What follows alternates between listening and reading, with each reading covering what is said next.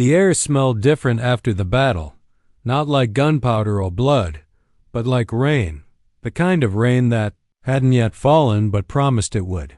Clara stood on the porch, staring at the blackened fence post where the fire had caught. Her hands were bandaged. Her lip was split. A deep bruise bloomed across her ribs. And yet she had never stood straighter. The land had gone quiet again. No more hoofbeats. No more war cries. Just birdsong and wind through dry grass. But she knew nothing was the same. Tahu had left just before dawn. No words. No farewell. Just that small carved stone left on her porch, tucked beneath her lantern like a secret thank you. A wolf, curled around a tree, strength and rootedness. Two things Clara had nearly lost. She held it in her hand now, tracing the soft grooves with her thumb, remembering the way he looked the night they fought back to back, two outcasts, two kinds of warriors, bound by something more than blood. Respect. Truth. And maybe something even deeper that neither of them had dared name. She didn't go to town for 4 days, not because she was afraid, but because she had work to do, fixing fence posts, burying the burned boards, replanting her garden. Everything that had been damaged. She rebuilt herself stronger, straighter, truer. When she did finally hitch up her mule and ride into town with her shoulders squared and pendant tucked into her collar, she noticed the change. They moved aside. The men who once spit her name like a curse tipped their hats instead. The women who whispered behind her back now looked down at their shoes. The general store clerk, Mr. Avery, cleared his throat and offered her fresh flour without her even asking. "We got coffee in the back too," he said, not meeting her eyes. "On sale if you want it." Clara took it without a word. She didn't need apologies. She needed respect. And now, finally, she had it. A few weeks later, Sheriff Morgan rode out to her homestead. He didn't come with a posse, just himself. He stayed in the saddle, hat in his lap, voice quieter than she'd ever heard it. "Town council asked me to check if you're all right." Clara didn't smile. "I'm fine," he nodded. You heard what happened?" "Word is Thorne left town, headed west. His ranches up for auction now." She looked out at her land. "I'll pass." Morgan cleared his throat again. "Some folks are saying you ought to speak at the next town meeting. About peace. About what you know. What I know."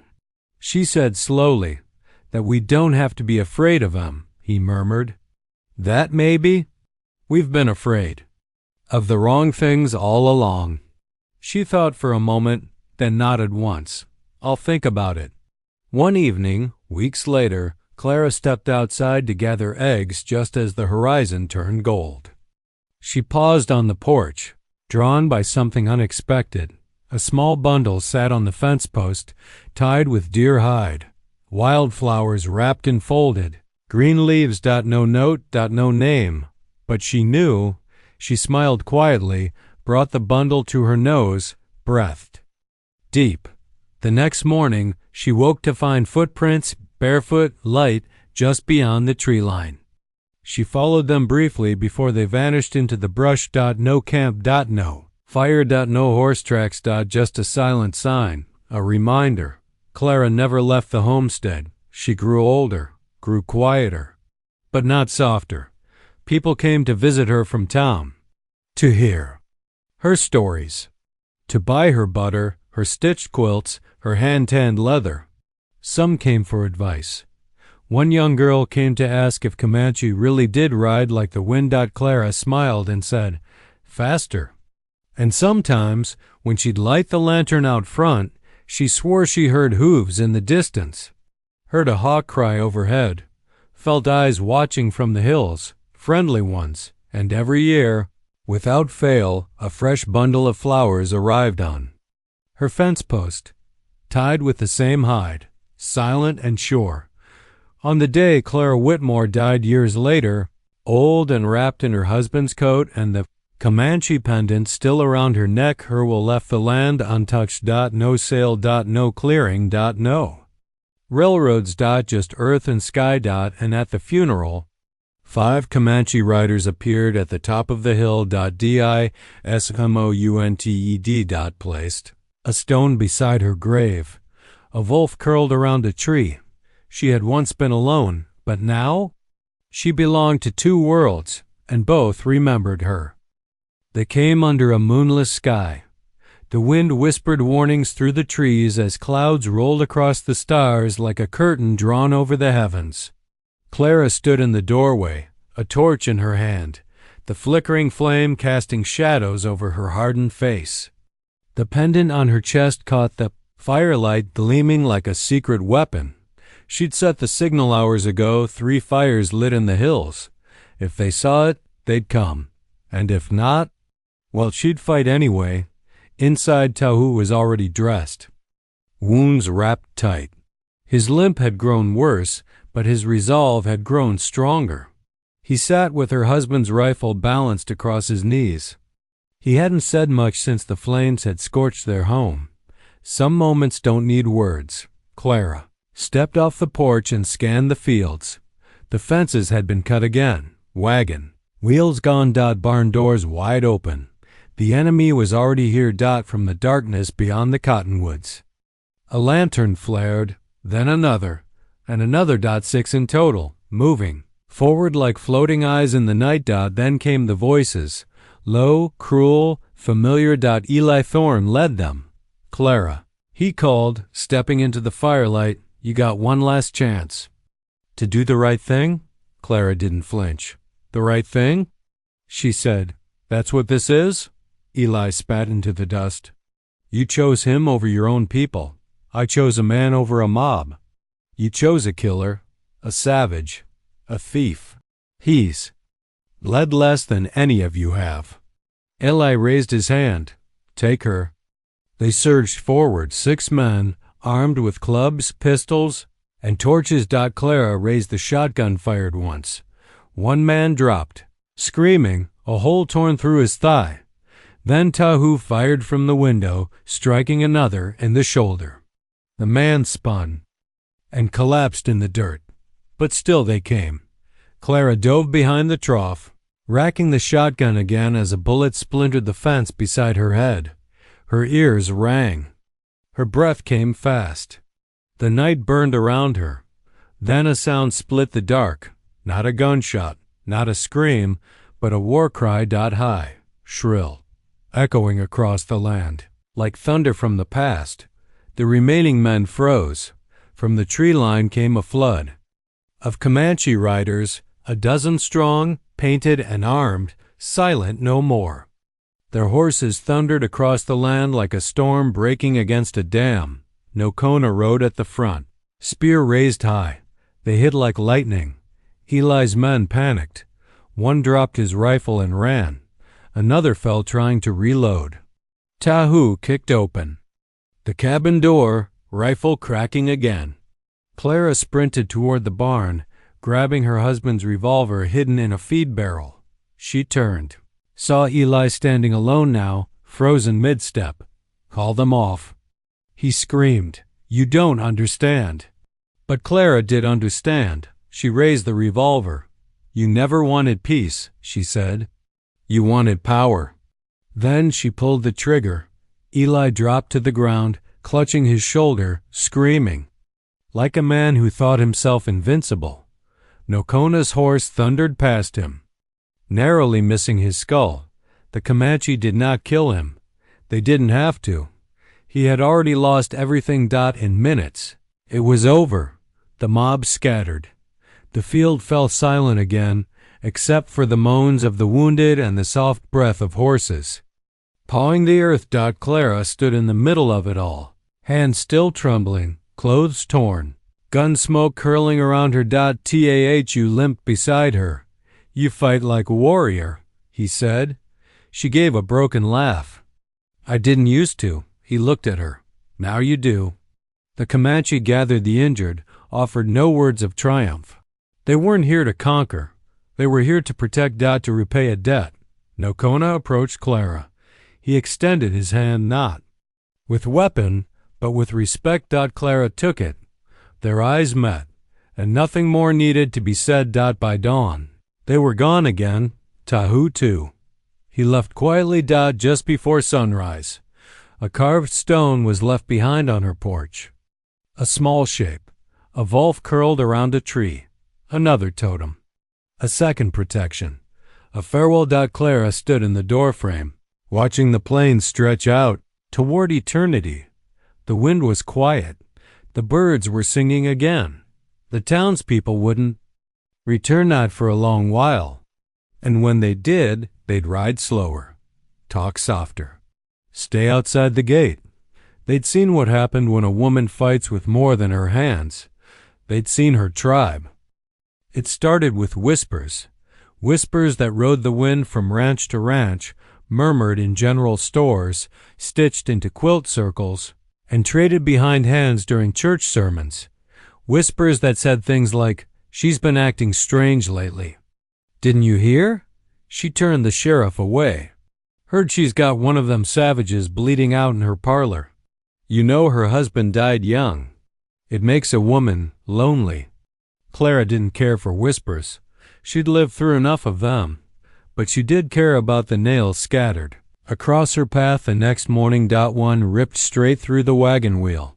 She cared about the bloody chicken carcass tied to her gatepost later that week. A crude arrowhead jammed through its beak, a warning. Or maybe a message. Hard to tell whose message it was anymore.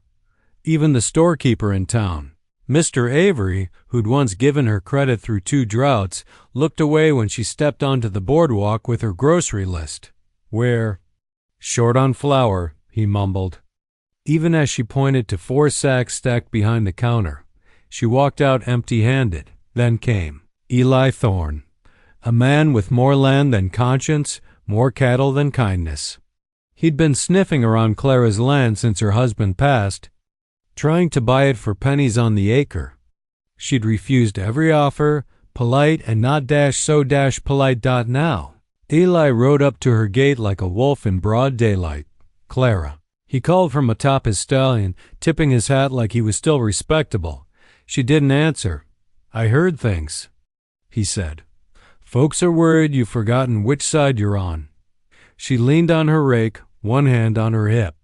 "The only side I'm on is my land," he chuckled, shaking his head. "But that's the thing about fences, Clara. They only mean something when the law agrees they're real." Her gaze didn't waver. "You threatening me?" Eli smiled thin. "Just saying, strange things happen when people get confused about loyalty. Maybe you ought to come to the town meeting tonight." "Sheriff's got words. I'm busy." "Busy? With what? Braiding war paint?" She didn't blink. "You're trespassing." His smile broke. "You always were too proud. But pride don't grow crops." He rode off. But the tracks he left behind in the dirt felt permanent. That night, Clara lit 3 lanterns instead of 1, and she loaded the shotgun. Inside, Tahu sat up from his bed, eyes sharper now, strength slowly returning. "You have many enemies," he said. "Only the kind who speak loud and shoot slow." He nodded. "They afraid of you?" "No," she said, staring at the flames. "They're afraid of change, and I'm just the first crack in their wall." She reached into the drawer and pulled out the pendant the Comanche elder had given her. She rubbed her thumb across its smooth curves. "Do they believe you're worth less because you speak another tongue?" She asked softly. Tahu was silent. "Then, they believe I don't belong, that I should not live." Clara swallowed. "Maybe they believe the same about me now." He looked at her. "Then we same." The next day, Clara returned from mending a fence to find her livestock pen empty, gate wide open. No cows, no tracks, no notes. Just gone. She knelt beside the post. Rope was cut clean. Boot prints in the mud multiple dots. She didn't cry, but her hand tightened on the shotgun. That evening, a torch flew through her window.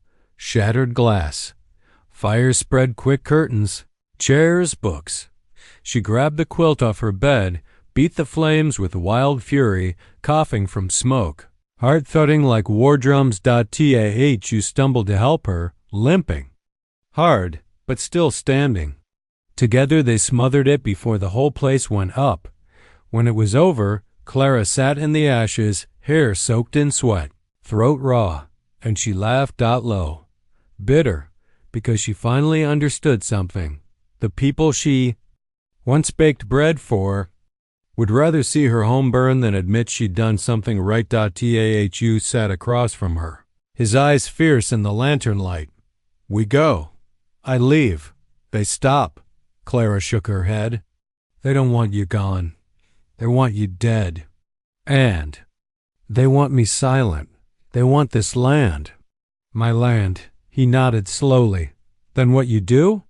She didn't answer immediately. She opened the drawer. She pulled out the pendant and slowly slipped it around her neck. If I light a signal fire, she whispered, do you think they'll come? Tahu looked at the carved bone hanging at her throat. They will come, he said, because you are no longer alone. Outside, the wind howled again, but this time Clara didn't tremble. She stepped onto the porch, stared into the dark horizon, and whispered a name she didn't know. She'd memorized Nokona. Then she struck a match. The dawn came heavy with fog. It rolled in low from the creek bed, blanketing Clara's land in a ghostly silence. The kind of silence that made chickens roost longer, made coyotes stay out in the open too long, made the wind itself unsure of which way to blow.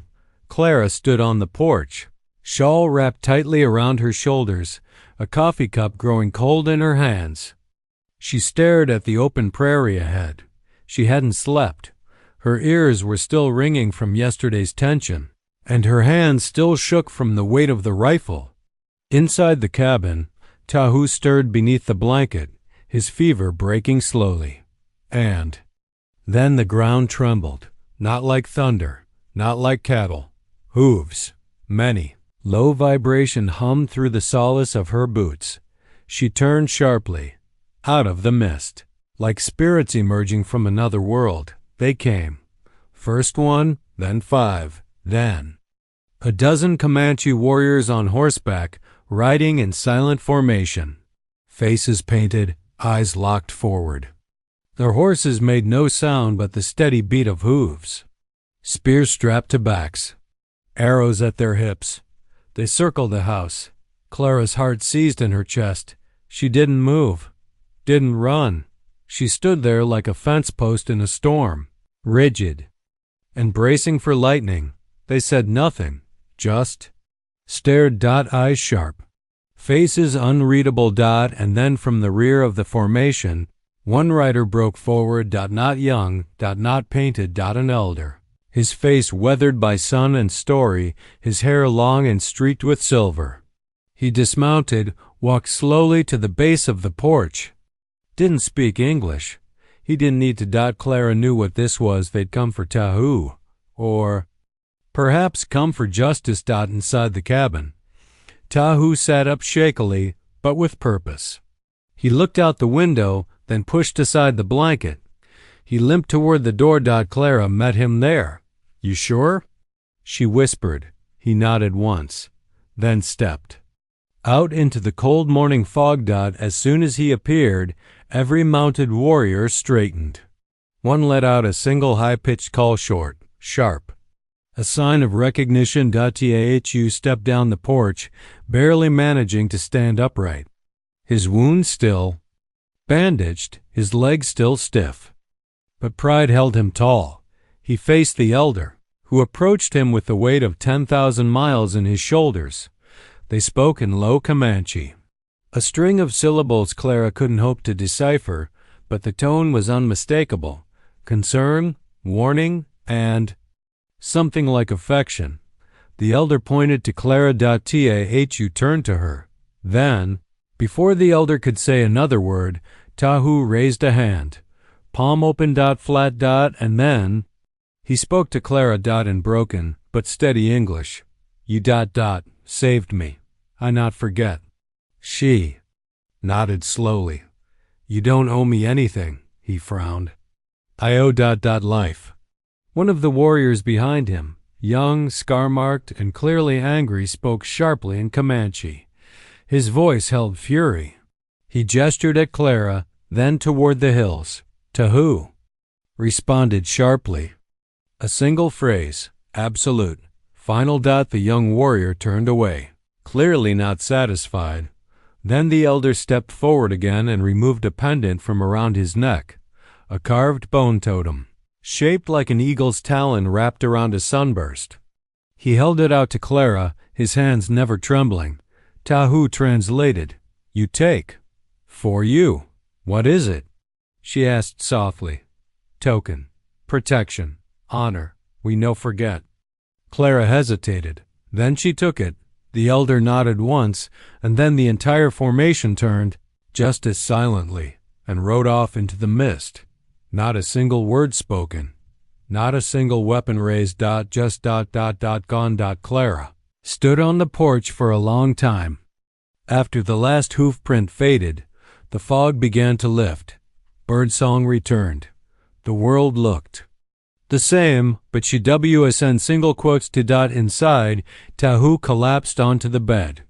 Exhaustion, pain, but also peace. You should go with them, Clara said later, placing water near his side. Your people are waiting. No, he said. I go soon. But not yet.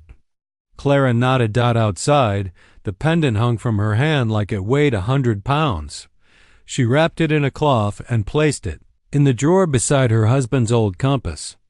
Then she locked the door. Because now she knew if the town came for her again, it wouldn't be just her fighting. It would be two worlds, and somewhere in the middle was her. The sun was just beginning to slide behind the buttes, staining the sky in blood-red streaks when Clara Whitmore stepped outside her cabin with a bucket of water balanced in one hand and a rifle slung across her back. The wind carried dust across the dry Texas plains, scratching against her cheeks like sandpaper, but Clara didn't flinch. She'd lived alone on this land for 4 years, ever since her husband was buried beneath that lone mesquite tree on the hill. She didn't cry anymore. She didn't need to ... As she walked past her chicken coop, a sharp crack of gunfire echoed. In the distance, sharp, unmistakable, and close. Her hand tightened on the bucket handle. She stopped, listening. Another shot rang out, then silence. Then a third, lower, slower, like a man firing while falling. Her first instinct was to turn around, to go back inside, lock the door, and pray the trouble passed by. But something, call it instinct, call it stubbornness, pushed her forward. She set the bucket down and climbed onto the seat of her old wagon, snapped the reins, and urged the tired old mule, Betsy, down the dusty trail. The hills rolled around her in amber silence. Prairie dogs darted into their holes as the wheels creaked along the packed dirt. It was nearly dusk when she found him. He lay crumpled in a ditch like a discarded doll, blood soaking his side, one leg bent at a wrong angle, a bow slung across his back. His chest barely moved. But it did move.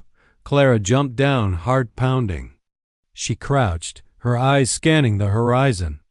If the posse was still close, she was harboring a fugitive. Worse, a Comanche.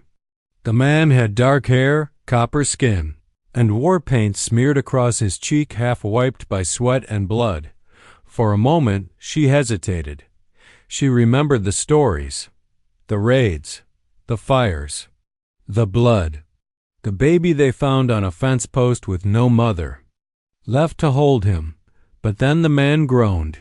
Soft and human. Clara moved fast. She used all her strength to pull him up onto the wagon, gritting her teeth as his weight sagged against her. He didn't speak. His eyes fluttered open, once dark, cautious, fierce, but he didn't resist. Not yet. She drove back under the cloak of twilight, praying no one saw her. The stars blinked open above like 1,000 tiny judgments, watching every mile she rode. Back at the cabin, she hauled him inside, dragging him across the floorboards to the spare cot by the fire. His blood left a trail, a terrible red path that told anyone everything they needed to know. But she didn't stop. She boiled water. She tore sheets into strips. She lit every oil lamp in the house, squinting through the glow to stitch his side. The bullet was lodged in muscle. He didn't flinch when she dug it out, not once. He never said a word, only stared at her with quiet, steady eyes. Name? She asked. Silence. Comanche? She tried. Still nothing. I'm Clara.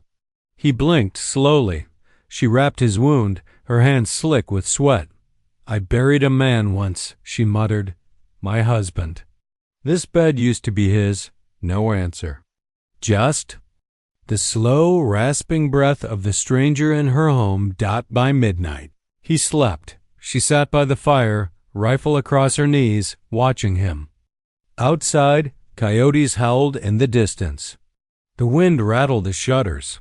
Her heart refused to settle. She'd done something mad. Illegal. Dangerous. But also, maybe for once, right. Morning came on, pale and cold. Chickens clucked nervously in the coop, sensing something was off.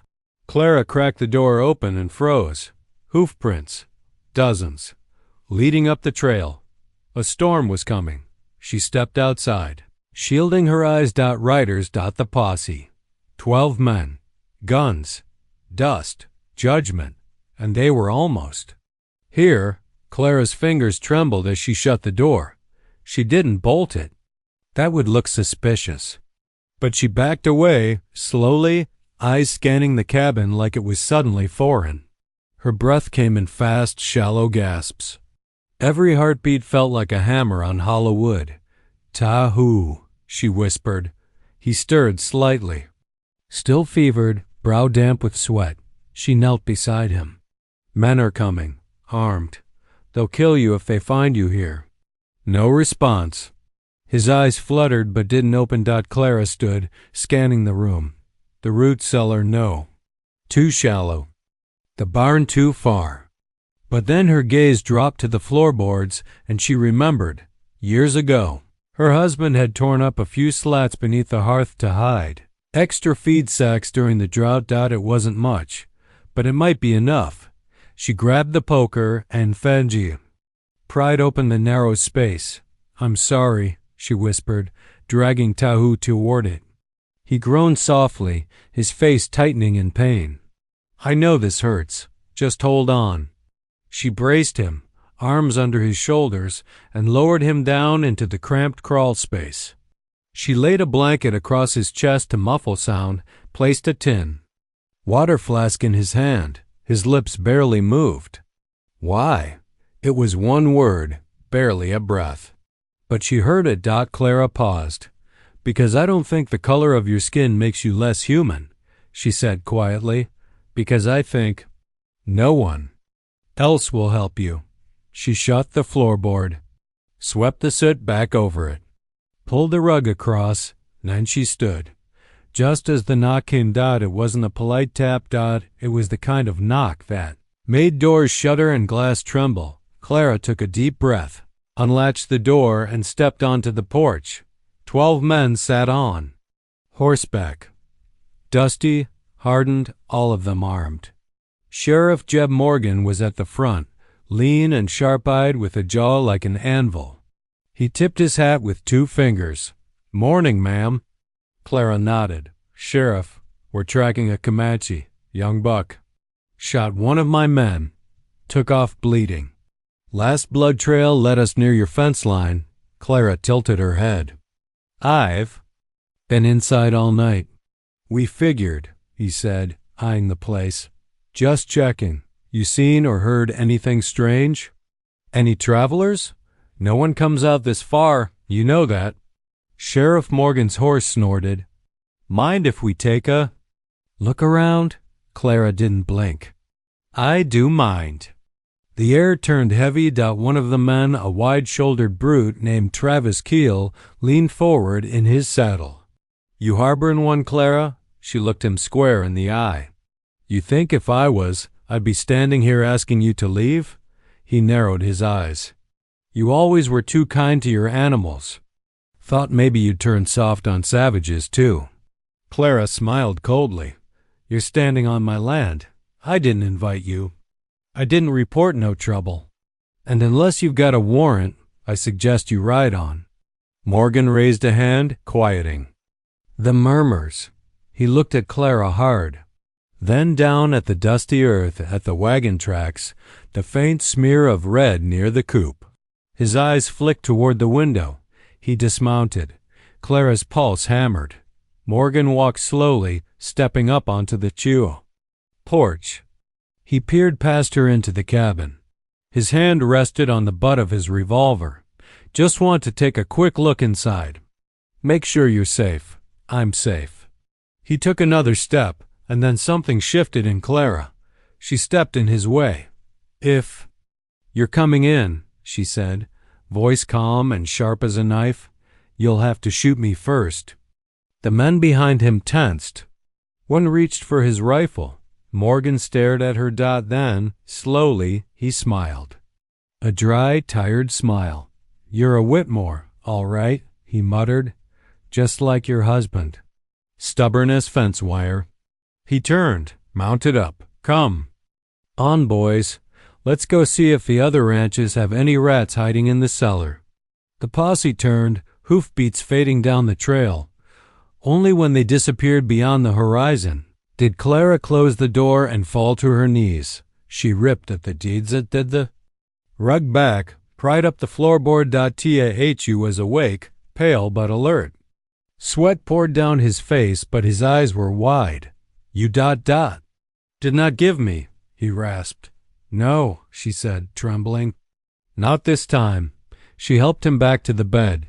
His breathing was still shallow, but less ragged. He looked at her for a long moment, not with suspicion, with something like respect. That night, Clara couldn't sleep. She sat by the window, staring at the trail. She'd crossed a line today, not just with the law, with the people in town. There would be talk. There would be danger. But worse than all that was the truth. She didn't regret it.